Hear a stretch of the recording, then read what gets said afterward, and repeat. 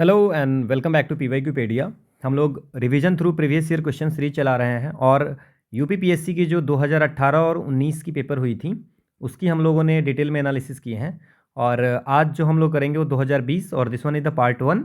इसके बाद part 2 part 3 भी आएंगी। अभी 1 से लेके 50 तक हम लोग करेंगे। इन नेक्स्ट वीडियो 51 to 100 और फिर 101 to 150।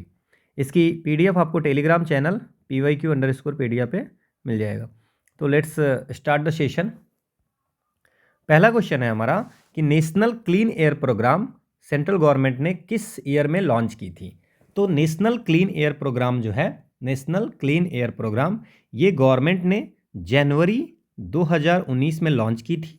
और ये लॉन्च इसलिए की गई थी कि पूरे देश में जो एयर पॉल्यूशन की समस्या थी, सो उसके लिए एक नेशनल लेवल स्ट्रैटजी बनाने की बात हुई थी। ठीक है, to tackle air pollution in the country. Clear? तो आंसर क्या है हमारा 2019। ये आपको एक्सप्लेन किया हुआ है। अगला क्वेश्चन है हमारा कि the rulers of which of the following dynasty have been called as Shri Parvatiya. किस वंश के शासक को पुराणों में श्री पर्वतीय बोला गया है? तो इक्ष्वाकु वंश के शासक को पुराण में दो चीजें बोली गई है। एक तो उनको बोला गया है आंध्र भृत्य।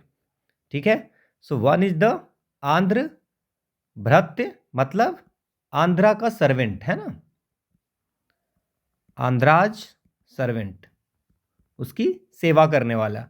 क्लियर? तो आंध्र भृत्य भी बोले थे। और एक बोला जाता था श्री पर्वतीय। श्री पर्वतीय का मतलब है फॉरेस्टर, जो फॉरेस्ट में रहते थे। क्लियर? तो आंसर क्या हो गया? इक्ष्वाकु। अब ये देख लीजिए आप, इक्ष्वाकु यहां पे है। ठीक है, हमारा अगला क्वेश्चन है कि कौन सी कमेटी है जिन्होंने ये कहा था कि गरीबी रेखा जो है वो आप न्यूट्रिशनल रिक्वायरमेंट पे फिक्स करो। ये किसने कहा था? तो ये जितनी भी कमेटी है वो आपको कहीं ना कहीं गरीबी रेखा के बारे में क्या रिकमेंडेशन देनी चाहिए, क्या सिचुएशन है ना, क्या इसको चेंज किया जाना चाहिए, इन सब पे ही बात की है। तो अलग कमेटी आई थी 1979 में और इसके जो चेयरमैन थे वो थे कौन? YK अलग। और ये अलग जो थे, इन्होंने कहा था कि रूरल या अर्बन एरिया में न्यूट्रिशनल रिक्वायरमेंट के आधार पर आपको पॉवर्टी लाइन फिक्स होनी चाहिए। तो आंसर तो आपका ये हो गया।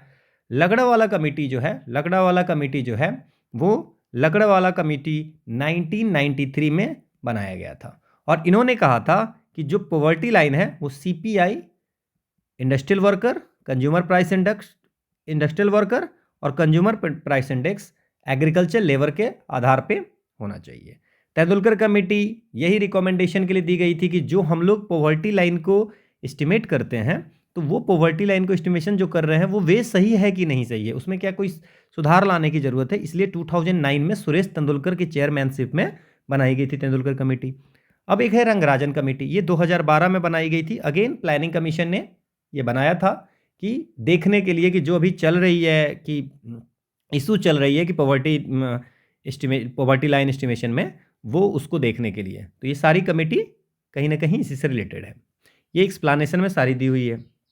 अगला क्वेश्चन है कि मौर्यन समय में, मौर्य काल में एग्रोनोमई किस ऑफिशियल को बोलते थे? मौर्य काल में एग्रोनोमई किसको बोलते थे? Weight and measurement, administrative management, construction of road और रेवेन्यू मैनेजमेंट। तो मौर्य काल में एग्रोनोमई बोलते थे, जो रोड की कंस्ट्रक्शन करते थे उसको बोलते थे एग्रोनोमई। ठीक है, और अगर वेट मेजरमेंट की बात है तो वेट एंड मेजरमेंट में दो लोग आप याद रखना। एक याद रखना मानध्यक्ष, और एक किसके अंदर में होते थे? ये पौतवाध्यक्ष। ठीक है, तो ये वेट एंड मेजरमेंट में होते थे।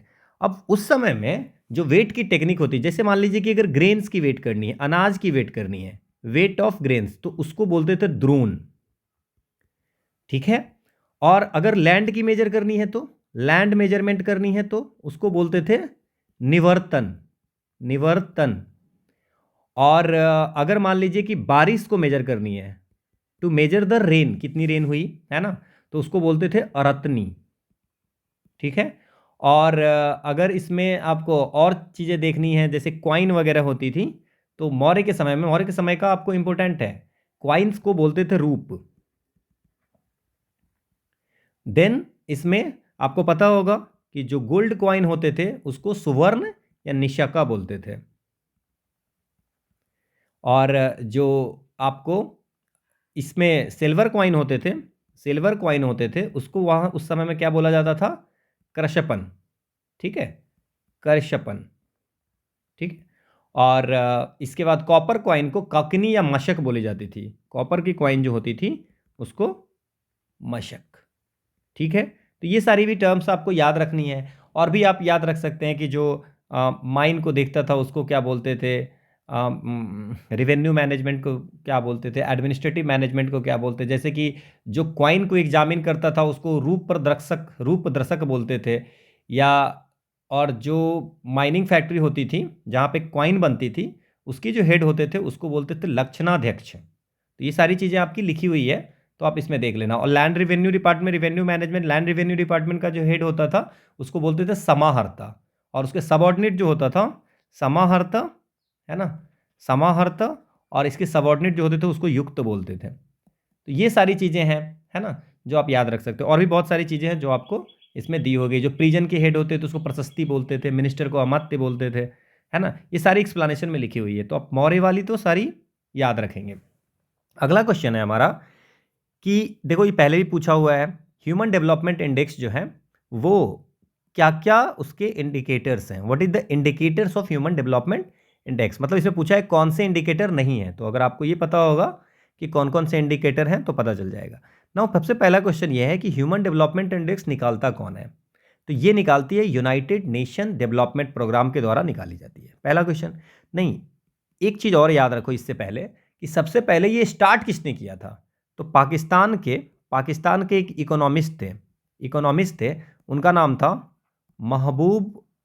महबूबुल हक।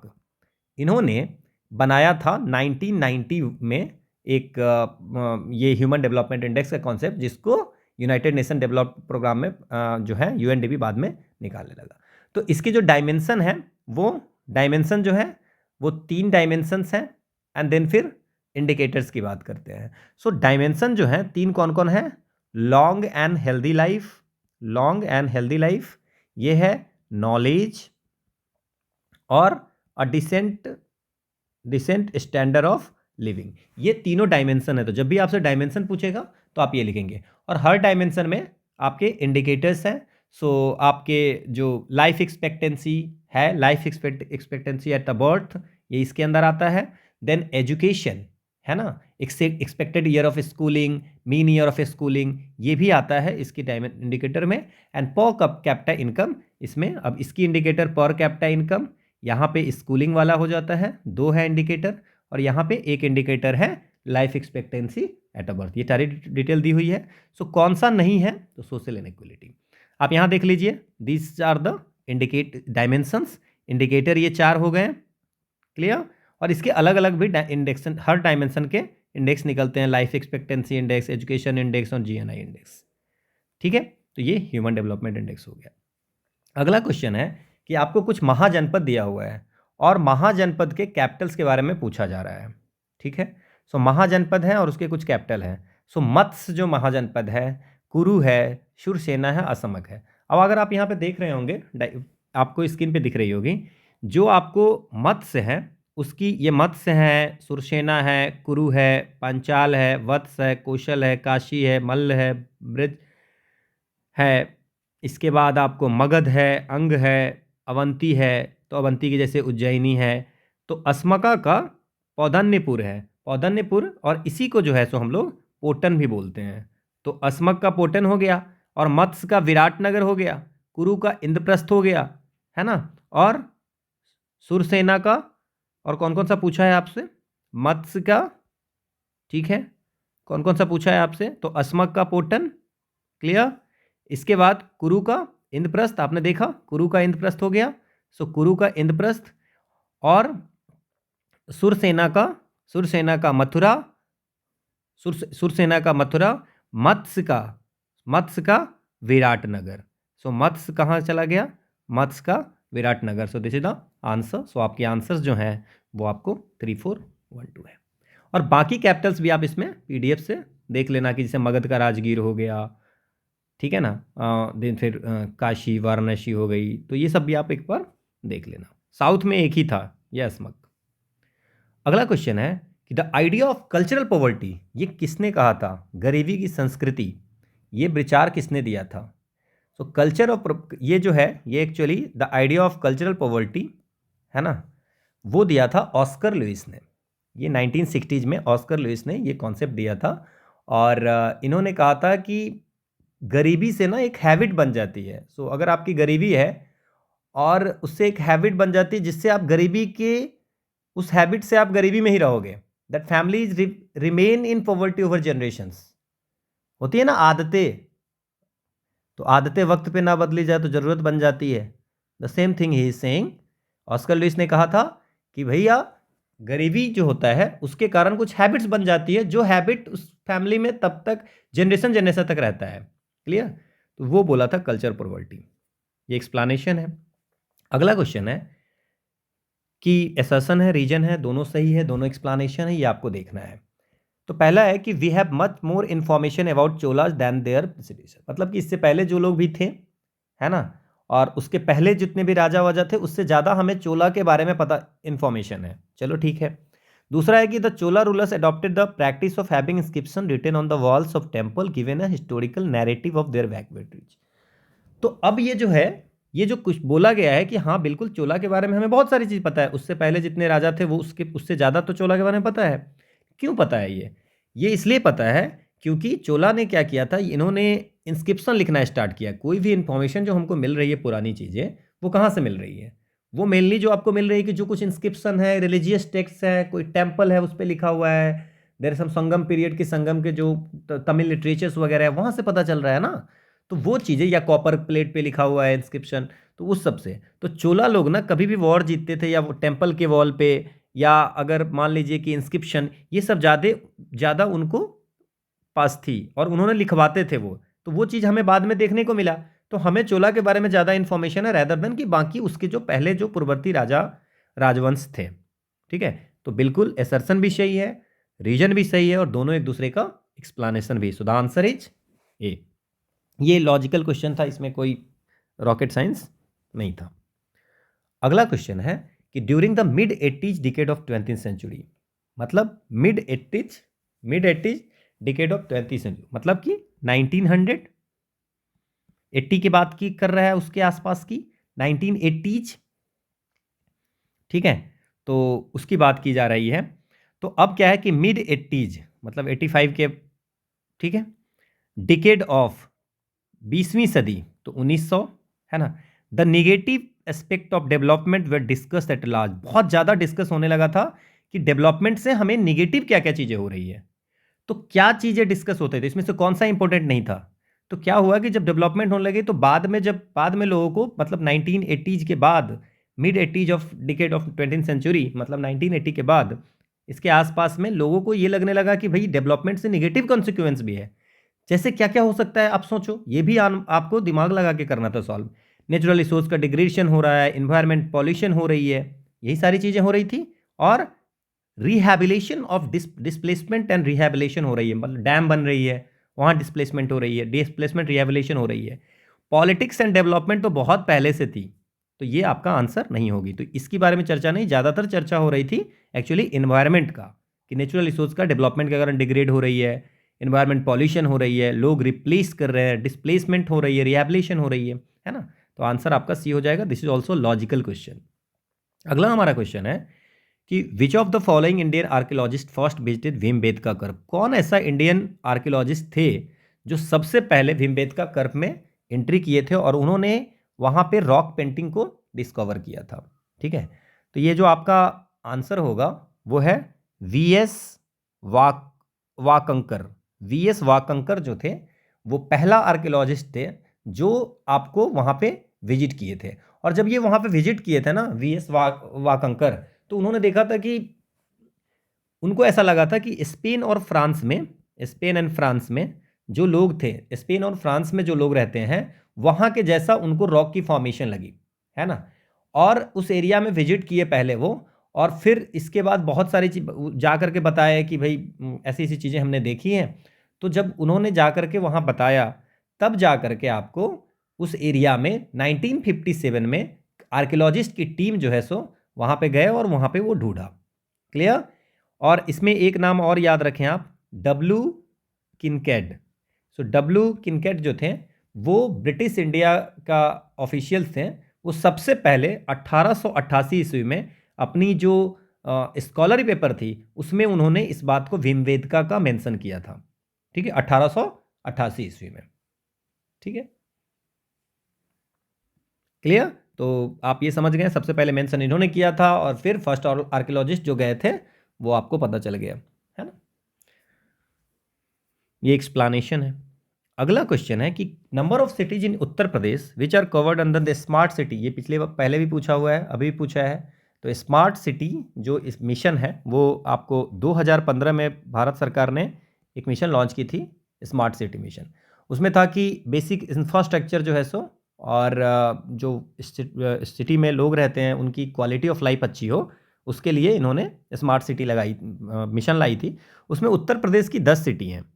ठीक है, अब 10 सिटी कौन कौन है वो भी आप याद रखें, आगरा, अलीगढ़, बरेली, झांसी, कानपुर, लखनऊ, मुरादाबाद, प्रयागराज, सहारनपुर और वाराणसी।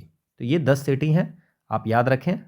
ठीक है, अगला क्वेश्चन है कि हड़प्पन साइट है कुछ दी हुई, और हड़प्पन साइट कौन से यूटी और स्टेट में है उसके बारे में बात कर रहे हैं। तो मांदा जो है, मांदा से स्टार्ट करते हैं। मांदा जो है वो आपको चेनाब नदी के राइट बैंक में है, सिचुएटेड है ना। और ये आपको जम्मू में है, जम्मू कश्मीर में। तो मांडा जम्मू कश्मीर का हो गया। इसके बाद जो आपको इसमें से क्या पूछा है, ओके मैच करना है। मांदा जो हो गया वो आपको जम्मू कश्मीर में। बालू जो है, बालू जो है सो एक छोटा सा आर्कियोलॉजिकल साइट है इंडस वैली सिविलाइजेशन का, वो आपको हरियाणा में है। कैथल से 20-22 किलोमीटर दूर पे बालू जो है सो हरियाणा में है। देन हुलास आप लोगों ने पढ़ा होगा कि उत्तर प्रदेश का है, हुलास है ना, उत्तर प्रदेश में है और सहारनपुर डिस्ट्रिक्ट में है ना। तो ये हो गया। और पादरी जो है, पादरी जो है वो गुजरात में है। पादरी जो है वो गुजरात में है। तो ये आपको आंसर्स हो गई डी। ये एक्सप्लेनेशन है। अगला क्वेश्चन है कि the discussion on sustainable development was started after submitting a report on environment to the United Nation in 1987। उस रिपोर्ट का नाम क्या था। बोला कि सस्टेनेबल डेवलपमेंट के बारे में बात शुरू हुई थी 1987 में यूनाइटेड नेशन में, आफ्टर सबमिटिंग अ रिपोर्ट। एक रिपोर्ट दी गई थी, उसके बाद ये सब बातें हुई थी। ठीक है, तो एक जो आप बात करते हैं सस्टेनेबल डेवलपमेंट को डिफाइन किया था किसने, world commission on environment and developments. उन्होंने world commission on environment and development वो 1987 में एक रिपोर्ट लाई थी जिसको बोलते हैं ब्रुंटलैंड रिपोर्ट, ब्रुंटलैंड रिपोर्ट। और इसी ब्रुंटलैंड रिपोर्ट को हम लोग बोलते हैं our common future, our common future. बहुत इंपॉर्टेंट है, 1987 याद रखिए, फिर ब्रुंटलैंड रिपोर्ट याद रखिए, फिर उन्हें world commission environment and developments ने लाई थी, ये याद रखिए, है ना। तो ये आपको आवर कॉमन फ्यूचर, ये एक्सप्लेनेशन आपको पूरी दी हुई है। अगला क्वेश्चन है कि the sun temple of Multan is mentioned by Xuanzang और अबू जईद और अल मसौदी एंड अल बरूनी। मतलब कह रहा है कि मुल्तान में जो सन टेम्पल है उसका मेंशन ह्वेनसंग भी ने किया था, अबू जैद ने भी किया था, अल मसौदी ने किया था, अल बरूनी ने भी किया था। तो पहला तो ये है आपका। दूसरा क्या है कि द पिलग्रिमेज टू द संबापुर, सांबपुर जो है यात्रोत्सव जो है, वहाँ पे जो यात्री जाते हैं वो सन वर्शिप से रिलेटेड है। ठीक है, तो ये बिल्कुल सही है। सांबपुर जो है वो आपको सन वर्शिप से है। और ह्वेनसैंग जब विजिट किया था 641 सेंचुरी में, तो जब ह्वेनसंग जो विजिट किया था तो उस समय उन्होंने लिखा था कि एक ही सोलर टेम्पल थे वहाँ पे सिंध में। ठीक है, और ये बस आप याद रखेंगे तो ह्वेनसंग की तो ह्वेनसंग ने ये लिखा था। सो द आंसर दोनों आपका सही है। ये एक्सप्लेनेशन है। अगला क्वेश्चन है कि अटल इनोवेशन मिशन किसने स्टार्ट किया था। अटल इनोवेशन मिशन, सो अटल इनोवेशन मिशन ये स्टार्ट किया था नीति आयोग ने 2016 में इन्होंने स्टार्ट किया था कि इनोवेशन एंड एंटरप्रेन्योरशिप पूरी कंट्री में फैलाने के लिए, टू प्रमोट इनोवेशन, है ना, इनोवेशन और एंटरप्रेन्योरशिप को प्रमोट करने के लिए। अगला क्वेश्चन है हमारा, ये तो एक्सप्लेनेशन हो गया आपका। अगला क्या क्वेश्चन है हमारा कि who of the following was sent as a representative of labourers, किसका रिप्रेजेंटेटिव, लेबर का रिप्रेजेंटेटिव इंडियन गवर्नमेंट के द्वारा in Washington summit of International Labour Organisation in the year 1999। देखो आईएलओ जो है इंटरनेशनल लेबर ऑर्गेनाइजेशन, वो 1919 में बना था, और 1919 में बना था और India is the founding member. तो इंडिया फाउंडिंग मेंबर है तो इंडिया तो किसी को भेजेगा ना, तो इन्होंने भेजा था एनएम जोशी को वर्कर डेलीगेट्स की तरफ से भेजा गया था इंटरनेशनल लेबर कॉन्फ्रेंस में, जो इंटरनेशनल लेबर कॉन्फ्रेंस जिसको वॉशिंगटन समिट भी बोलते हैं। अभी तक आईएलओ में इंडिया के 4 प्रेसिडेंट हुए हैं, 4 इंडियन प्रेसिडेंट हुए हैं। One is the sir Atul Chatterjee, Jagjivan Ram, Nagendra Singh और रविंदर वर्मा, ये 4 हुए हैं। ये एक्स्ट्रा इन्फॉर्मेशन आप याद रखेंगे। जो एनएम जोशी आंसर हो गया। अगला क्वेश्चन है कि किताब है साइलेंट स्प्रिंग, ये 1962 में पब्लिश किया गया था, और इन्होंने ये इसके पब्लिकेशन के बाद विश्व में इन्वायरमेंटल मूवमेंट जो है सो पेस पकड़ा। तो ये किसने लिखी थी, तो ये जो है सो साइलेंट, ये आपको रेचल कार्सन करके थे, उन्होंने ये बुक लिखी थी इन्वायरमेंट के बारे में, और उसके बाद इन्वायरमेंट मूवमेंट जो है सो विश्व में रफ्तार पकड़ी, ये बुक है। अगला क्वेश्चन है कि with reference to the treaty of, क्या कौन सी ट्रीटी है भाई, एक्सला-सैपल ट्रीटी है जो 1748 में हुई थी। अब इसमें ये ट्रीटी के बारे में बताइए, पहला क्वेश्चन है। तो होती है फर्स्ट कार्नेटिक वॉर होती है। तो फर्स्ट कार्नेटिक वॉर हमारी खत्म होती है 1748 में, और खत्म होने के बाद, वॉर खत्म होने के बाद एक संधि होती है, वो संधि होती है एक्सला-सैपल। और ये जो होता है, इससे क्या होता है, इससे क्या फायदा, ये जो संधि होती है तो उसमें क्या होता है, जो ऑस्ट्रिया वॉर ऑफ सक्सेशन चलता रहता है ब्रिटिश का, ऑस्ट्रिया वॉर ऑफ सक्सेशन, वो खत्म हो जाता है सबसे पहले दिन।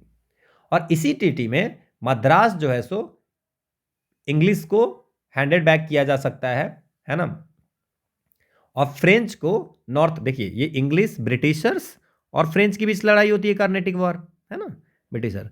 तो क्या होता है कि फ्रेंच जो है, इंग्लिश और इसके फ्रेंच, इंग्लिश वर्सेज फ्रेंच, ठीक है। तो अब इंग्लिश वर्सेज फ्रेंच जो लड़ाइयाँ होती हैं, तो उसमें जो है फ्रेंच क्या करता है, मद्रास जो है, मद्रास ये इंग्लिश को दे देते हैं, ठीक है, और फ्रेंच को बदले में इंग्लिश वाले जो हैं नॉर्थ अमेरिका के कुछ टेरिटरी देते हैं। तो यही होती है। So English got back Madras ये लोग फ्रांस ले लेता है, और फ्रेंच जो है सो बाद में दे देता है। और 1748 में क्या हुआ था, डेफिनेटली कार्नेटिक वॉर एंड होती है, और ये दोनों, तो दोनों आपकी सही है, ये एक्सप्लेनेशन है। अगला क्वेश्चन है कि which one among the following is not covered under ICDP, integrated child development programme, जो गवर्नमेंट की है, जो स्टार्ट की गई थी आपको 1975 में। वर्ल्ड का सबसे लार्जेस्ट प्रोग्राम है जो बच्चों के होलिस्टिक डेवलपमेंट में हेल्प करता है, और इसमें 6 सर्विसेज हैं। तो उसमें एक सप्लीमेंट्री न्यूट्रिशन भी है, इम्यूनाइजेशन भी है, न्यूट्रिशन एंड हेल्थ एजुकेशन भी है, उसमें फैमिली प्लानिंग नहीं है। तो इस 3 के अलावा कौन कौन है सर, बता दीजिए। तो इस 3 के अलावा है pre school non formal education, ठीक है, pre school non formal education and health checkup और रेफरल सर्विसेज, ये 6 जो हैं इसके कंपोनेंट हैं। 6 सर्विसेज जो है सो ICDS में है, 1975 में की गई थी। ये आपको पूरी एक्सप्लेनेशन है। अगला क्वेश्चन है, ये 4 एक्ट दी हुई है कि इंडियन आर्म एक्ट है, रॉयल टाइटल एक्ट है, इंडियन हाई कोर्ट एक्ट है, इंडियन डाइवोर्स एक्ट है। तो इसके बारे में, सो इंडियन आर्म एक्ट जो है, सबसे पहले हम बात करते हैं इंडियन आर्म एक्ट, जो 1959 में एक आई थी, ठीक है। सो इंडियन आर्म एक्ट जो है वो आपको 1959 में आई थी। अब आप बोलोगे कि सर इसमें तो कोई ऑप्शन ही नहीं है। ये जो है रिप्लेस किया था, एक एक्ट थी, ये जो है सो देखो, इंडियन आर्म एक्ट नहीं थी 1959 में जो थी, उसका नाम रख दिया गया द आर्म्स एक्ट, और ये रिप्लेस किया था इंडियन आर्म एक्ट 1878 को, इंडियन आर्म्स एक्ट 1878 को रिप्लेस करके द आर्म्स एक्ट 1959 लाया गया था। इसके बाद है रॉयल टाइटल एक्ट। तो रॉयल टाइटल एक्ट जो है वो 1876 में था। अब इसके बारे में डिटेल ये सारी लिखी हुई है कि वहाँ पे रॉयल टाइटल एक्ट में जो ये एक पार्लियामेंट, यूनाइटेड यूके की पार्लियामेंट की एक थी जिसमें क्वीन विक्टोरिया को इम्प्रेस ऑफ इंडिया बोला गया था। तो रॉयल टाइटल एक्ट 1876 में। अब हाईकोर्ट एक्ट क्या है? हाईकोर्ट एक्ट जो है वो 1861 की बात है। सो 1861 में ब्रिटिश पार्लियामेंट ने ये कहा था कि जो हमने सुप्रीम कोर्ट में कलकत्ता और मद्रास और बम्बे में बनाया था उसकी जगह पे, सुप्रीम कोर्ट की जगह पे हम हाई कोर्ट बनाएंगे। ठीक है। So Indian high court act 1861 में ब्रिटिश पार्लियामेंट ने यह किया था कि replacement of the supreme court of Calcutta, Madras और बम्बे में जो सुप्रीम कोर्ट था उसको हाई कोर्ट में रिप्लेस किया था। देन इंडियन डाइवोर्स एक्ट, ये 1869 में इंडियन डाइवोर्स एक्ट आया था। डाइवोर्स और मैट्रिमोनियल कॉजेज के लिए ये चीज़ आई थी। तो आंसर आपका हो गया डी। ये एक्सप्लेनेशन है। अगला क्वेश्चन है अगेन इंडस वैली, लेटर वैदिक, और इसमें कैसी कैसी लोगों की कैसे जीते थे उसके बारे में है। सो इंडस वैली आपको पता है हड़प्पा अर्बनाइजेशन के लिए फेमस है। सो अर्बन डेवलपमेंट ही। देन इंडस वैली के बाद कौन आ जाएगा? ऋग्वेदिक सोसाइटी। तो ऋग्वेदिक सोसाइटी में लोग पैस्टोरल थे, चारागाह, मतलब ठीक है थोड़ी देर इंप्रूवमेंट हुई है। लेटर वैदिक सोसाइटी कैसे फेमस है? लेटर वैदिक में एग्रीकल्चर आ गई थी, है ना, तो ये आपको एग्रेरियन हो गई थी। और मेडाइवल पीरियड में फिर जमींदारी वगैरह जो आई थी सबसे लेट में आई थी, तो लैंडलॉर्डिज्म आई थी। तो आंसर हो जाएगा फर्स्ट का 4। सो डी आंसर होगा। ये एक्सप्लेनेशन है। अगला है कि किसने सिक्किम को इंडिया में मर्ज किया था। अब इसमें क्या है, कुछ चीज़ें आप याद रखिए, इसमें बहुत सारी चीज़ें हैं जो लॉर्ड हास्टिंग, पहले तो इन सबके कार्यकाल जान जाओ कब तक होती है। तो लॉर्ड डलहौजी जो था वो 1848 से लेकर के 1856। लॉर्ड हास्टिंग जो है वो 1813, 1823। विलियम वेंटिंग है वो 1828 से 1835। एंड ऑकलैंड जो है 1836 से 1842। अब इसमें क्या है कि इसकी पूरी पूरी हिस्ट्री आप पढ़ सकते हो अगर आप सिक्किम की करो तो। जैसे सिक्किम के बाद सिक्किम 22nd स्टेट बना था, ये आपको पता होगा। फिर ये 36वां कॉन्स्टिट्यूशनल अमेंडमेंट एक्ट से बना था, ये आपको पता होना चाहिए। 1975 में बना था। तो ये 3 इन्फॉर्मेशन तो सिक्किम से रिलेटेड आपको याद रखनी है। अब इसमें क्या है, होती है एक ट्रीटी ऑफ टिटालिया। ये ट्रीटी ऑफ टिटालिया जो होती है वो 1817 में ट्रीटी ऑफ टिटालिया होती है। ये किसके किसके बीच में होती है? आपको पता है सिक्किम की जो एक डायनेस्टी है चोग्याल, है ना, चोग्याल डायनेस्टी, और डेफिनेटली किसके साथ होगा? And Britishers. ठीक है। और इसमें क्या होता है, ब्रिटिशर कहते हैं कि भाई आपको, आप समझो, ब्रिटिशर कहते हैं कि हम आपको सिक्योरिटी देंगे। ठीक है, ब्रिटिशर कहते हैं कि हम आपको सिक्योरिटी देंगे, और जो नेपाली लोग, नेपाल के लोग जो सिक्किम की, नेपाली लोग जो हैं वो सिक्किम की बहुत सारी ज़मीन पहले से लेके रखे थे, तो वो ज़मीन जो है सो वो भी हम दे देंगे। तो ये जो आपको ट्रीटी ऑफ टिटालिया होता है उसमें ये कहते हैं, है ना, ब्रिटिशर्स और चोग्याल के बीच में होता है कि ठीक है, नेपाल जो आपकी बहुत सैकड़ों वर्षों से जो आपकी ज़मीन रखे हुआ था वो ज़मीन हम आपको लौटा देते हैं। और ये कैसे लौटाएंगे? इनकी होती है एंग्लो नेपालीज वार। ठीक है। सो एंग्लो नेपालीज वार जो होती है, अंग्रेज और नेपाल के बीच में जो युद्ध होती है 1814 से 1816 में, तो उसमें अब क्या होती है? Treaty of Sugauli. Treaty of Sugauli, समझ आया? तो 1817 में ट्रीटी ऑफ टिटालिया करते हैं कि ठीक है, तो अब इनसे जमीन लेकर के हम आपको दे देंगे, चोग्याल को, सिक्किम का जो बरसों पुराना है वो हम आपको दे देंगे और सिक्योरिटी भी देंगे। और इसके अलावा तो बोले कि भाई ठीक है, ये तो मिल जाएगा। अब हमको बताइए आप तो कि आपको क्या चाहिए? तो ये ब्रिटिशर्स कहते हैं कि हमको सिक्किम से तिब्बत फ्रंटियर में जाने के लिए, पास करने के लिए आपको परमिशन देनी पड़ती है। तो अब धीरे धीरे ये सारी चीज़ें होती रही। फिर क्या हो गया कि 1800, अब इंडिया 1849 में क्या होती है कि 1849 में ब्रिटिश का एक डॉक्टर होता है आर्किबाल्ड कॉम्बेल। ठीक है, वो दार्जिलिंग का सुप्रिटेंडेंट होता है। तो वो जो है ना, वो 2-3 लोग उसको जो है सो उसको वो जाता रहता है, तो उसको क्या करता है ना, सिक्किम गवर्नमेंट जो है सो डिटेन कर लेती है। अब उसको डिटेन कर लेती है, दार्जिलिंग वार्जिलिंग के पास जाता रहता है, उसको डिटेन कर लेता है। उस रिस्पॉन्स में ब्रिटिश जो है पूरी दार्जिलिंग डिस्ट्रिक्ट को क्या करता है, एनेक्स कर लेता है, पूरी को आक्रमण कर लेता है। ठीक है, और वहीं पे और जब ये कर लेता है तो फिर अब एक होती है, फिर से ट्रीटी हुई, ट्रीटी ऑफ तमलोंग, और यहां पे Sikkim de facto protect of British हो जाती है। ये पूरी कहानी है, समझ में आया। होती है एंग्लो नेपाली वार 1416 में। अब नेपाल के पास बहुत सारी रहती है सिक्किम की जमीन। होती है ट्रीटी ऑफ प्रिटालिया। ट्रीटी ऑफ प्रिटालिया में चौग्याल वाले को कहते हैं कि भाई, चौग्याल डायनेस्टी को, कि भाई ठीक है, आपका जो वो हड़प के रखा तो हम तो आपको दे देते हैं, और हम आपको सिक्योरिटी भी देंगे, बस आप हमको तिब्बत फ्रंटियर में पास करने के लिए रास्ता देना, ये अधिकार देना। बट ये सब चीज़ें चलती रहती, सब कुछ ठीक होती रहती है। फिर एक डॉक्टर्स होते हैं, ठीक है ना, उनको जो है सो वो लोग डिटेन कर लेता है। डिटेन करने के बाद फिर लड़ाइयाँ होती है। लड़ाइयाँ करने के बाद एक होती है ट्रीटी ऑफ तुमलोंग, और उस ट्रीटी ऑफ तुमलोंग में Sikkim de facto protect of the British हो जाती है। तो अभी देख लो कौन से ईस्वी में हुआ था। ठीक है, कौन सा लग रहा है इसमें, 1849। सो क्या हो गया, लॉर्ड डलहौजी। क्लियर, ये एक्सप्लेनेशन है पूरा।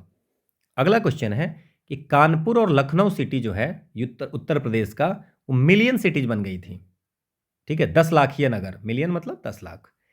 कौन से सेंसस के बाद? तो देखो ये ज़्यादा, इससे ज़्यादा जो इम्पोर्टेंट है वो ये इम्पोर्टेंट है कि उत्तर प्रदेश में 2011 के जनगणना के अनुसार से 7 सिटी हैं, 7 सिटीज जो कि 10 लाख से ज़्यादा वाले हैं।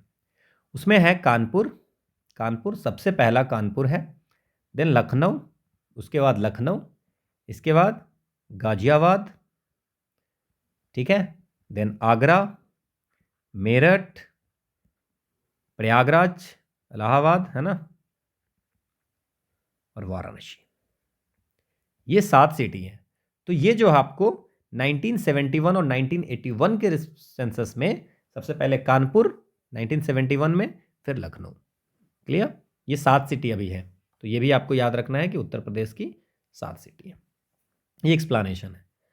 अगला है कि who among the following leaders did not participated in the second round table conference. तो आप ये पता रखो कि जो सेकेंड राउंड टेबल में कौन कौन से पार्टिसिपेट हुए थे, तो ये आपको पता रखना है। राजेंद्र प्रसाद आपको हुए नहीं थे, ठीक है, सेकेंड राउंड टेबल कॉन्फ्रेंस में।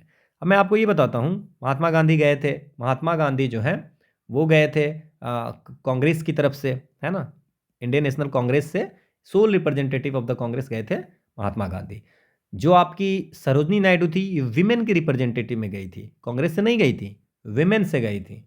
और जो आपके ये मदन मोहन मालवीय हैं, मदन मोहन मालवीय भी कांग्रेस से गए थे। और ये बाकी आपको इसमें सारी डिटेल दी हुई कि Indian state, government of India, Indian National Congress, Muslim, Hindu, depress class, ये सारी चीज़ें दी हुई है आपको एक्सप्लेनेशन में। अगला क्वेश्चन है हमारा, यहाँ पे जजमानी है, बारा बलूट है, मिराशी है और अडाडे है। तो ये सब चीज़ें क्या है, ये टर्म के बारे में देखो। ये जो है ना, ये जितनी भी चारों है ना, आपको एक इकोनॉमिक सिस्टम है, जो बार्टर सिस्टम आपने पढ़ा है ना। बार्टर सिस्टम में कि जो लोअर कास्ट के पीपल होते थे वो अपर कास्ट के यहाँ जा करके काम करते थे, और काम के बदले में उनको मिलता था अनाज। ठीक है, तो यही पूरा सिस्टम है।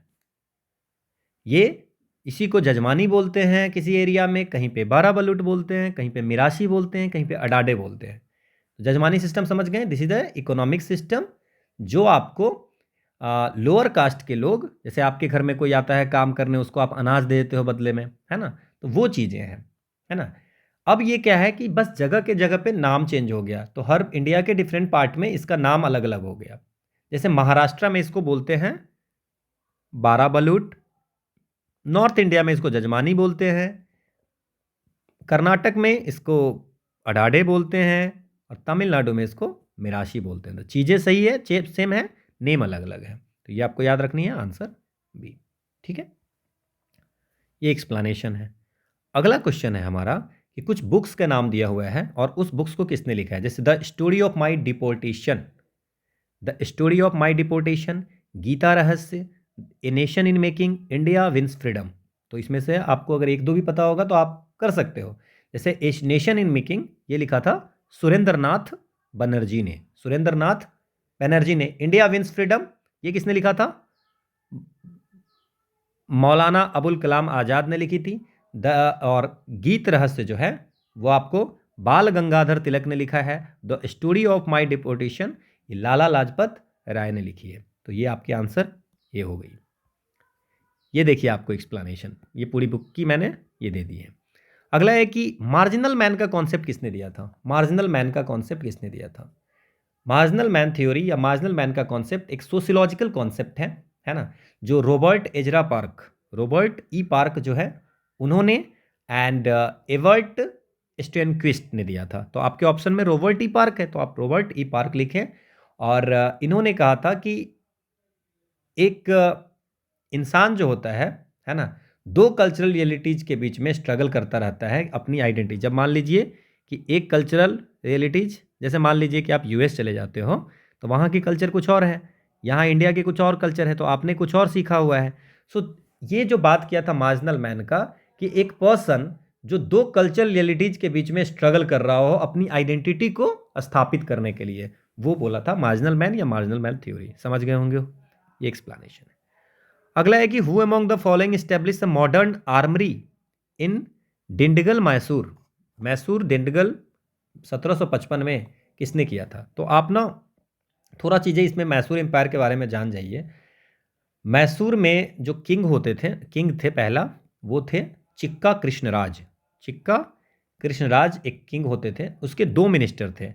एक मिनिस्टर का नाम था नंजा राय और एक था देवराज। ठीक है, अब ये दोनों मिलकर के क्या करता है, ये आपको ये पावर को सीज कर लेता है। अब होती है यहाँ पे हैदर अली की जन्म होती है 1721 में, और ये मैसूर आर्मी में एक सिपाही होते हैं। सिंपल सी एक सिपाही होती है मैसूर आर्मी में। अब ये इसमें हैदर अली को जो है ना, उसको लगता है कि यार जो सिपाही होता है ना, कि ट्रेनिंग जरूरी है, मिलिट्री वेस्टर्न मिलिट्री ट्रेनिंग हमको चाहिए, हमको वेस्टर्न वाली गन चाहिए, सारी चीज़ें चाहिए, और जितनी भी ट्रूप्स हैं उसको ट्रेनिंग जो है सो वेस्टर्न मिलिट्री ट्रेनिंग होनी चाहिए। तो उसके लिए इन्होंने 1755 ईस्वी में एक मॉडर्न आर्सनल डिंडगुल में करते हैं। किसके हेल्प से? फ्रेंच ट्रूप्स की हेल्प से ये बनाते हैं। तो आपको तो ये पता हो गया कि आंसर तो हो जाएंगे सर हैदर अली।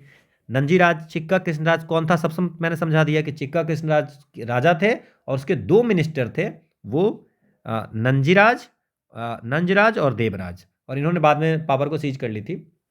1761 में क्या करते हैं हैदर अली, क्या करते हैं, नंजराज को हटा करके और मैसूर पे कम कंट्रोल कर देते हैं। ठीक है, तो ये आपको याद रखना है, बाद में ये 1785 में डेथ कर जाते हैं। होप आपको ये सब समझ में आ गया कहानी। अगला क्वेश्चन है कि which one of the following is not a major cause of wild life extinction का कॉज क्या है? तो ये ना जनरल सा क्वेश्चन है कि वाइल्ड लाइफ एक्सटिंक्शन या वाइल्ड लाइफ कॉज किस किस कारण से हो सकता है। तो वाइल्ड लाइफ एक्सटिंक्शन, वन्य प्राणी के विलुप्तीकरण, कैसे कैसे हो सकता है? पहले तो आप ना ह्यूमन इंटरफेरेंस कर रहे हो तो वो भाग जाएगा। सो ह्यूमन इंटरफेरेंस जो है सो होती है, जिसके कारण होती है वाइल्ड लाइफ एक्सटिंक्शन। दूसरा, जंगल ही नहीं रहेगा तो कैसे रहेगा? So deforestation is also a cause. ठीक है, तो आप आंसर में लिखोगे। अब देखो इसके बाद over exploitation of forest, over exploitation of forest. आप जा रहे हो न, उसमें से माइंस मिनरल्स निकालना है, ये सारी चीज़ें, इलीगल माइनिंग कर रहे हो, so that's a over exploitation of forest. Then कैसे खत्म होंगे भाई? मार देंगे उसको। इलीगल हंटिंग करोगे तब भी खत्म, चीता खत्म हो गया अपने यहाँ से। सो इलीगल हंटिंग करोगे तो, and definitely the pollution is also cause. तो आप देखोगे इसमें सारे होंगे, नेचुरल हैबिटेट से भी, फायर हो गई तब भी, इलीगल कॉमर्शियल ट्रेड करोगे बेचोगे तब भी, और ये है पॉपुलेशन ग्रोथ, तो ये भी होगा। तो इसलिए कोई भी आंसर इसमें सही नहीं है, सारे कॉज हो सकते हैं कि पॉपुलेशन ग्रोथ होगी, ये तो सारे चीज़ का जड़ है, तो लोग क्या करेंगे, वहाँ बसने जाएंगे, है ना। तो ये सारी चीज़ें होंगी, तो ये सारे होंगे, तो इसलिए आज के आंसर कोई भी नहीं होगा। अगला हमारा क्वेश्चन है, अगेन एशर्सन एंड विजन का क्वेश्चन है। क्वेश्चन ये है कि ब्रिटिश गवर्नमेंट ने बहुत डिफरेंट टाइप की different land revenue system different part of India में की थी। तो बिल्कुल सही है, ये बात तो एकदम सही है, सबको पता है। क्या इसका कारण था? और इससे क्या हुआ? सो इससे it led to create different classes in Indian parade, और इसके कारण डिफरेंट क्लासेज शुरू हो गई इंडियन पेजेंट्री में। बिल्कुल सही है। अगर आपको लैंड रेवेन्यू सिस्टम चेंज किया तो अभी जब जिसके पास था वो जमींदार बन गया, है ना? तो डिफरेंट क्लासेज जो इंडियन पेजेंट्री में हुआ है, इसके कारण से हुआ है, तो दोनों सही हो गया। और अगर लैंड रेवेन्यू सिस्टम का डिटेल देखोगे तो परमानेंट सेटलमेंट है, रैयतवारी है, महलवारी है। इन्होंने देखो किसने स्टार्ट किया था, कहाँ कहाँ स्टार्ट हुआ था। तो इससे एक डिफरेंट आपको एक वर्ग बन गया पेजेंट का, इस कारण से। अगला क्या कारण है? अगस्त 2020 में रेलवे म्यूजियम बनाया गया इंडिया में, है ना? और वो कहाँ पे बनाया गया? देखो सबसे पहली बात क्या है, उस समय का न्यूज़ है हुबली में, but railway museum museum India में बहुत जगह पे है। और इवन आपको मैसूर में भी है, मैसूर रेल म्यूजियम। सो अगस्त 2020 में हुबली में किया गया था, तो ये आप समझ लीजिए। बाकी रेलवे म्यूजियम आप देख लीजिए, कूच बिहार, घूम वेस्ट बंगाल में, भुसावल में, हरियाणा, महाराष्ट्र, उत्तर प्रदेश में, कानपुर संग्रहालय और गोरखपुर रेल म्यूजियम, है ना? तो ये सारी चीज़ें रेल म्यूजियम है। अगला क्वेश्चन है कि इसमें कुछ टेक्स्ट बुक लिखी हुई है और इसकी क्रोनोलॉजिकल ऑर्डर, तो देखो किसने लिखी थी वो भी अगर आपको पता चल जाएगा तो काम आपका चल जाएगा, है ना? एक बुक है, उसका नाम है फतवाए जहांदरी, और एक और बुक है इसमें, उसका नाम है तारीखी तारीखे फिरोज शाह। फिरोज शाह, ये दो किताब जो है वो लिखा था बरानी ने। कौन? जियाउद्दीन बरानी ने ये बुक लिखी है। कौन कौन? फतवाए जहांदरी और तारीखे फिरोज शाह, तो ये लिखी थी बरानी ने। ये बरानी जो था एक मुस्लिम पॉलिटिकल फिलोसफर था जो दिल्ली में, दिल्ली सल्तनत में रहता था। तो दिल्ली सल्तनत जैसे ही हुआ तो आप 13-14 सेंचुरी का मान लेते हैं, सो 14 सेंचुरी में ये है। इसके बाद आती है पृथ्वीराज राजो। पृथ्वीराज राजो जो है उससे पहले की बात है, 12th सेंचुरी में इन्होंने लिखा था। किसने लिखा था? चंद बरदाई, चंद बरदाई ने लिखा था। और ये जो इसकी लैंग्वेज थी वो ब्रज लैंग्वेज था। ये पृथ्वीराज चौहान के लिए की आपको लाइफ पे पोएम लिखी थी। इसके बाद बात करते हैं किताबुल हिंद। किताबुल हिंद या इसको तहकीके हिंद कहते हैं। इसका मतलब होता है कि इंडिया की हिस्ट्री। ये 10वीं सदी में, 10th सेंचुरी में लिखी गई थी। और ये लिखा था अल बरूनी। ये बरानी, जियाउद्दीन बरानी सेम नहीं है, है ना? ये अल बरूनी ने लिखा था, है ना? ये इंडिया के कल्चर के बारे में बहुत सुना था, तो ये इंडिया आया था देखने और उन्होंने इंडिया के बारे में लिखा था। दैट्स किताबुल हिंद। इसके बाद तवाकते नसीरी, तवाकते नासरी, तवाकते नासरी जो है ये 13वीं सदी में, 13वीं सदी में तवाकते नासरी ये लिखा था। किसने लिखा था? मिनहाज, मिनहाजे सिराज, ठीक है? और यहाँ पे इस्लामिक वर्ल्ड की हिस्ट्री लिखा था और ये 1260 ईस्वी में कंप्लीट हुई थी, है ना? तो ये आंसर हो जाएगी सबसे पहले। सबसे पुराना जो हो गया वो किताबुल हिंद हुआ, जो अल बेरून ने लिखा था, ठीक है? ये एक्सप्लेनेशन है। अगला है कि which among the following become the first Arab nation to launch the Mars mission. 2020 में पहली अरब कौन सी राष्ट्र थी जो मंगल मिशन किया था? तो आपको ये बता दूं, ये आपको थे यूनाइटेड अरब एमिरेट्स। इन्होंने, और ये 5वीं कंट्री बनी, है ना, after USA, Russia, China, European union. और आपको पता है इंडिया का मॉम मिशन जो फर्स्ट अटेम्प्ट में अचीवमेंट हुई थी, है ना? क्लियर? सबसे पहले सोवियत यूनियन ने लैंडिंग किया था मार्स पे, ठीक है? और इंडिया पहले ट्राई में किया था, ठीक है ना? और दूसरे बार यूएई जो है ये भी पहले ट्राई में किया था। सबसे पहले इंडिया फर्स्ट ट्राई में किया था और फिर यूएई ने किया था फर्स्ट ट्राई में, पहली बार में पहुंच गया। ये एक्सप्लेनेशन है। अगला क्वेश्चन है कि who was the ruler of Golconda. Golconda, जब औरंगजेब ने गोलकोंडा के फोर्ट को 1687 में आक्रमण किया था तो उस समय गोलकोंडा का शासक कौन था? गोलकोंडा फोर्ट का जो सीज हुआ था वो, वहां पे आपको एक Abul Hasan Qutb Shah of Qutb Shahi dynasty, Qutb Shahi dynasty का था, और इसके बीच में और मुगल एम्पायर के बीच में होती है, मुगल एम्पायर औरंगजेब के बीच में लड़ाई होती है 1687 में, 8 महीने तक लड़ाई चलती है। अबुल हसन कुतुब शाह ऑफ कुतुब शाही डायनेस्टी, उन दोनों के बीच में होती है। तो समझ गए गोलकुंडा का रूलर कौन था? गुड। अगला क्वेश्चन है कि which of the following neighbouring countries of India has ban free internet off for social media in July 2020? कौन सी हमारी पड़ोसी देश थी, करंट अफेयर्स की न्यूज है, जिन्होंने बैन किया था?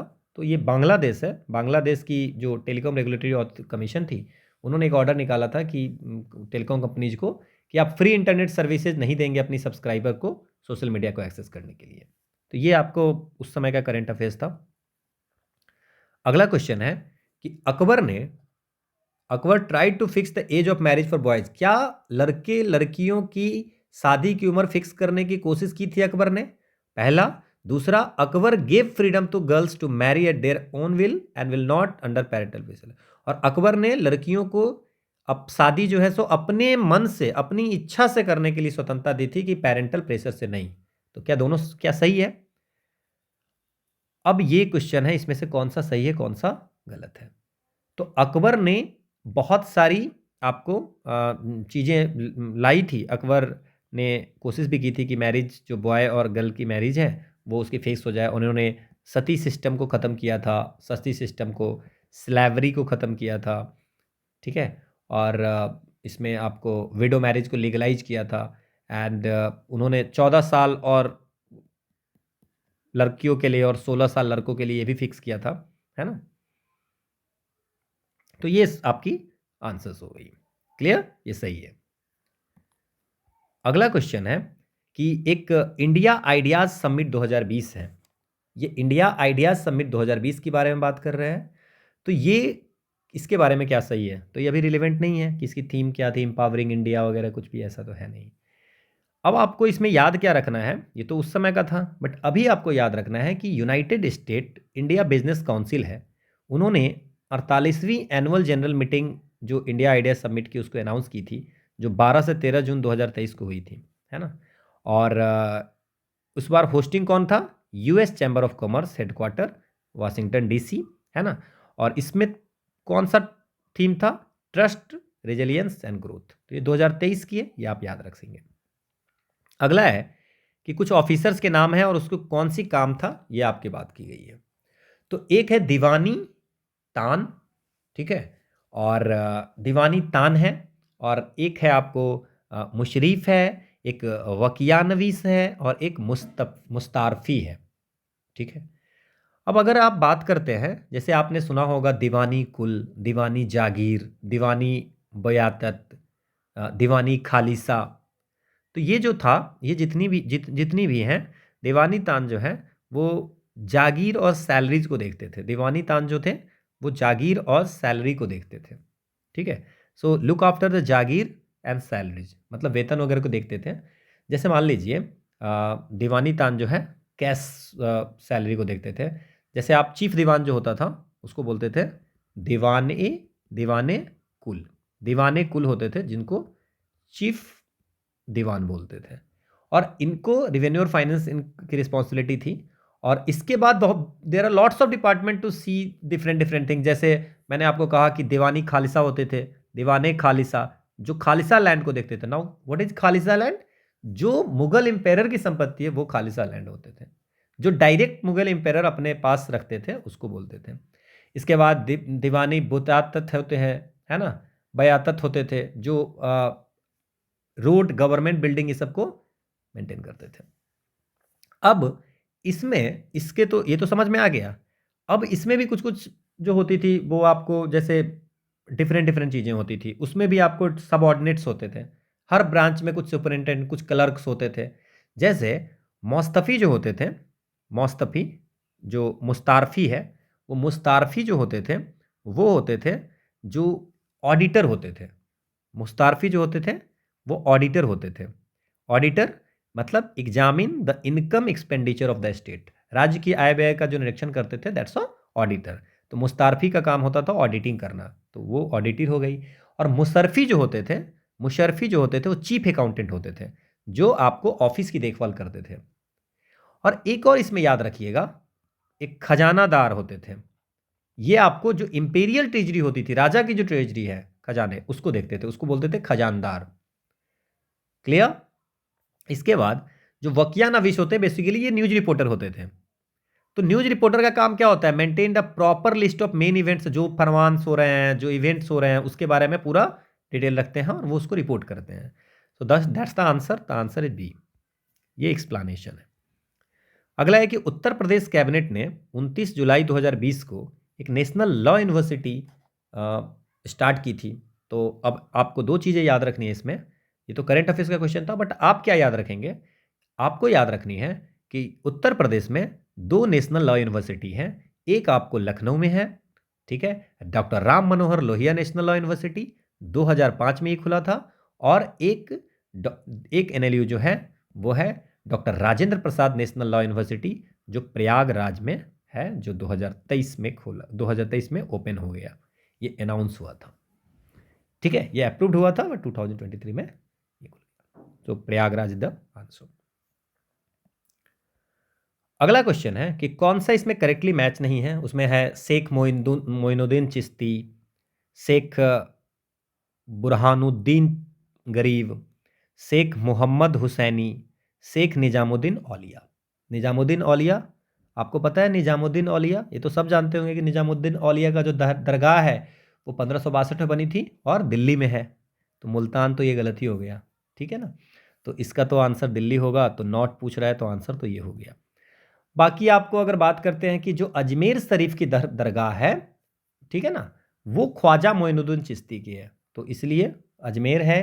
और बुरहानुद्दीन गरीब का जो है वो दौलताबाद में डेथ किए थे, तो उनकी दरगाह यहाँ पे हो गया। और शेख मोहम्मद हुसैनी जो हैं वो गुलबर्ग में डेथ हुई थी, है ना। और इनको हजरत ख्वाजा बंदा नवाज भी बोलते हैं, है ना। और जो ये जो गरीब जो थे ना, शेख बुरहानुद्दीन गरीब, ये इसके निजामुद्दीन औलिया का चेला थे, है ना, शिष्य थे। क्लियर? तो ये आपको इतना याद रखना है। अगला क्वेश्चन है कि Indian minister of youth affairs and sport, उन्होंने 25 जुलाई 2020 को ये अनाउंस किया था कि 2021 में चौथा खेलो इंडिया यूथ गेम्स जो होगा वो कौन करेगा, ठीक है। तो खेलो इंडिया गेम उस समय हरियाणा आंसर था, बट अब याद रखिए आप कि 2018 में ये अनाउंस हुआ था। हर साल होती है। इसमें अंडर 17 और अंडर 21 के स्कूल, अंडर 17 के स्कूल स्टूडेंट और अंडर 21 के कॉलेज स्टूडेंट को जनवरी फरवरी में इसको इनिशिएट किया जाता है और 2023 में खेला जाता है। 2023 में ये भोपाल में हुआ था, भोपाल मध्य प्रदेश में हुआ था। समझ में आया? और इसमें जो सबसे ज़्यादा कौन जीता था? महाराष्ट्र ने सबसे ज़्यादा ट्रॉफी जीती थी, है ना, 161, जिसमें 56 गोल्ड थे, 55 सिल्वर थे और 50 ब्रोंज थे। उसके बाद हरियाणा था, उसके बाद मध्य प्रदेश था। तो ये आपको पता होगा, है ना, ये एक्सप्लेनेशन दी हुई है। अगला है कि which of the following Mughal period canals was constructed by restoring the Rajbaha of Firoz Shah. मतलब कहने का अर्थ है कि कौन सा मुगल समय का था, मुगल समय का कनाल, नहर था, जिसको जो रजबवाह फिरोज शाह में बनवाया था उसको रिकंस्ट्रक्ट करके बनाया गया था, ठीक है। अब देखो एक चीज आप इसमें याद रखना कि जो यमुना है ना अपनी, है ना, यमुना जो है फिरोज शाह ने कहा था, ये फिरोज शाह के समय में यमुना जो है इसको दो ब्रांच थी। वन इज द क्या था आपका रजबवाह, है ना, ठीक है। और ये इसका नाम क्यों रखा था इस स्ट्रीम को? दो ब्रांच जो यमुना की थी उसको रजबवाह क्यों बोलते थे? तो इनका जो रजब का मतलब, रजब जो है, और वाह, सो वाह का मतलब होता है, वाह का मतलब होता है बहना, है ना, कैनाल। और रजब जो है सो उनके फादर का नाम था। किसके फादर का नाम? फिरोज शाह के फादर के नाम। तो उसके नाम पे इन्होंने रखा था रजबवाह। और एक नाम था उलुग खनी, उलुग खनी। क्लियर? सो उलुग खनी जो है वो Ulugh Khani, with lots of people are saying कि मोहम्मद बिन तुगलक के नाम पे है, जो मोहम्मद बिन तुगलक का बचपन का नाम था उलग, ठीक है। तो ये तो आपको, और ये फिरोज शाह ने ये बनाया था यमुना से, ठीक है। करनाल के जगह करनाल के पास में फिरोज शाह ने 2 बनाया था, यमुना से 2 निकाले थे, 2 ब्रांच निकाले थे, राजवाहा रजवाहा और उलूक खनी। क्लियर। अब इस रजवाहा को किसने, आपको सादाब नहर ने, है ना, सादाब नहर बनाया गया था, उसी को सहाब नहर बनाया गया था, है ना। रजवाहा फिरोज शाह वाले को रीस्टोर करके इसको बनाया गया था सहाब नहर। समझ में आ गया? क्लियर। ये एक्सप्लेनेशन है। अगला क्वेश्चन है कि Indian football club become country's first ever football club to feature Nasdaq billboards में नाम आया था, किसका आया था? In New York time square on 29 July 2020 को किस फुटबॉल क्लब का, ठीक है, एडवर्टीजमेंट आप समझिए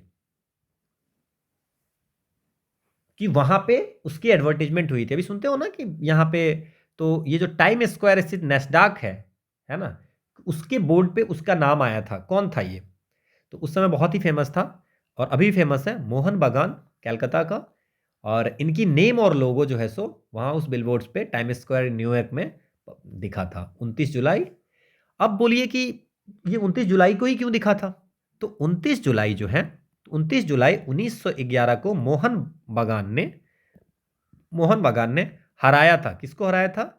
ईस्ट ब्रिटिश की एक रेजिमेंट होती थी, ब्रिटिश को हराया था ईस्ट यॉर्कशायर को ब्रिटिश की एक टीम होती थी, उसको मोहन बागान ने हराया था 29 जुलाई 1911 को। और उसी को सेलिब्रेट करने के लिए हर साल मोहन बागान डे मनाया जाता है। और उसी 29 जुलाई को ये आपको नैस्डैक बिलबोर्ड्स इन न्यूयॉर्क टाइम स्क्वायर पे ये आपको उसके लोगो और उसकी फ्लैश हुई थी वहां पे, नेम और लोगो। होप आपको समझ में आ गया होगा। अगला क्वेश्चन है कि who among the following was the author of book किताबे नौरस। तो किताबे नौरस जो है सुल्तान इब्राहिम आदिल शाह द्वितीय, ये कहाँ का था? ये थे बीजापुर का था। इन्होंने बनाई थी किताबे नौरस, है ना। ये 9 रसों के बुक थी और इसमें आपको 59 सॉन्ग्स थे और 17 कपलेट्स ऑफ द बुक ये उर्दू में, दक्षिणी उर्दू में लिखा गया था और उसमें सब राग के बारे में लिखा गया था। तो इतना आप जानिए। अगला क्वेश्चन है, ओके ये एक्सप्लेनेशन है। अगला क्वेश्चन है कि पहला किसान रेल जो स्टार्ट की गई थी 2020 में वो कहाँ से कहाँ के बीच में थी? तो पहला किसान रेल इंडियन रेलवे ने इंट्रोड्यूस किया था देवलाली महाराष्ट्र से दानापुर बिहार के लिए। ठीक है, ये एक्सप्लेनेशन था। अगला क्वेश्चन है कि उत्तर प्रदेश के किस डिस्ट्रिक्ट में, है ना, किस जिले में एक सोलर पावर प्लांट स्टेब्लिश किया जा रहा है फ्रांस की सहयोग से? तो ये उस समय 2018 की न्यूज है।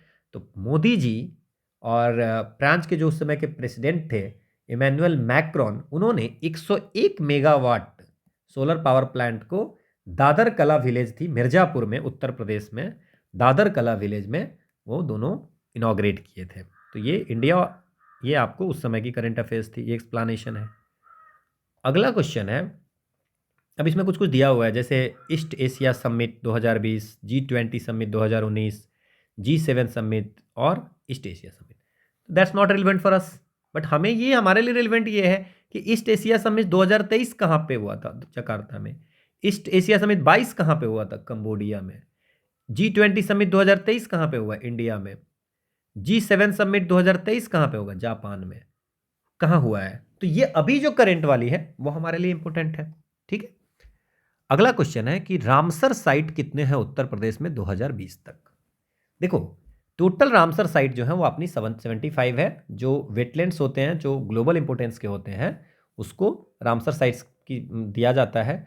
रामसर कन्वेंशन जो है सो 1971 में, रामसर एक सिटी है ईरान की, है ना, वहाँ पे साइन की गई थी।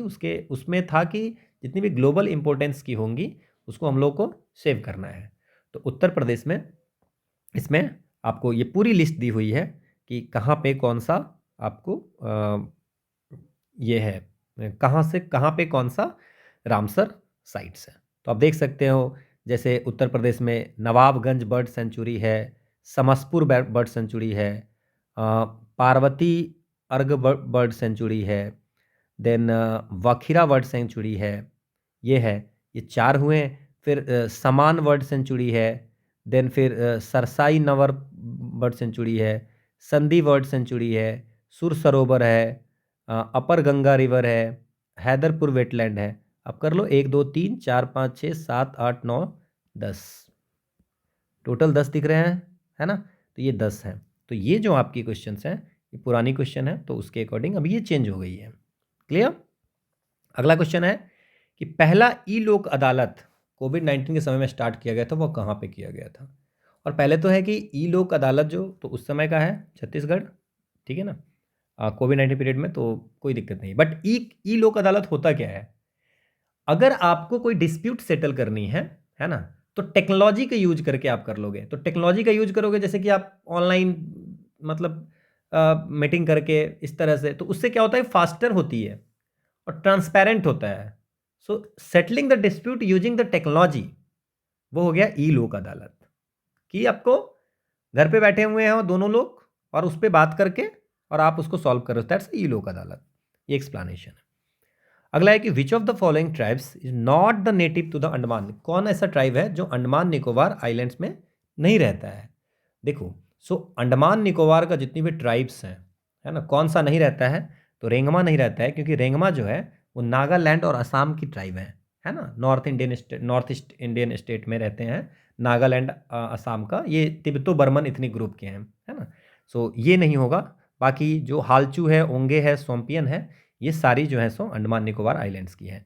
आप और भी देख लो, अंडमानीज है, चेरियर है, चारी है, कोरा, ताबो, ये सब जितनी भी है ना, ये सारी जो है अंडमान निकोबार की ट्राइब है, और रेंगमा जो है नागालैंड की है। Okay, so this is all about the first part. और ये कोटेशन ऑफ द डे है कि सफलता का रहस्य एक दिवसीय नहीं, उसके पीछे की कठिनाइयाँ भी अनगिनत होती है ना। एक दिन की बात नहीं होती है। आप ये बहुत बहुत मेहनत करने के बाद होती है। हमें ये लगता है कि ये एक दिन में ये चीज़ बन गई है, but it's took a lot of time to become. ठीक है। ओके, सो आपको PDF यहाँ मिल जाएंगी और लेक्चर यहाँ पे मिल जाएंगी। Thank you all for watching. Will meet you in next video. Thank you.